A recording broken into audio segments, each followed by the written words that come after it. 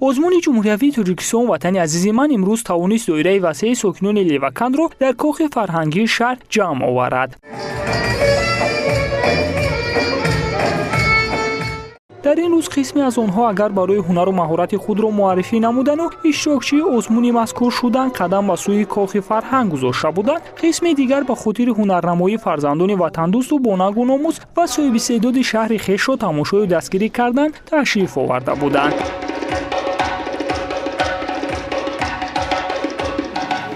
дар даври ноҳиявӣ озмуни Тоҷикистон ватани азизи ман дар шаҳрию ноҳиявӣ аз шаҳри Леваканд 19 нафар иштирокчӣ буданд. аз 19 нафар иштирокчӣ 11 нафар роҳхат ба даври дуюм, яъне даври вилоятӣ озмун гузаштанд.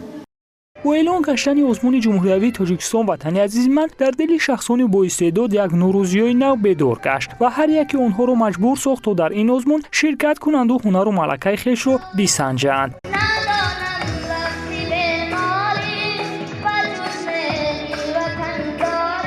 ман имрӯз дар озмуни шаҳри Тоҷикистон ватани азизи ман иштирок кардам дар назди аъзои ҳакамон.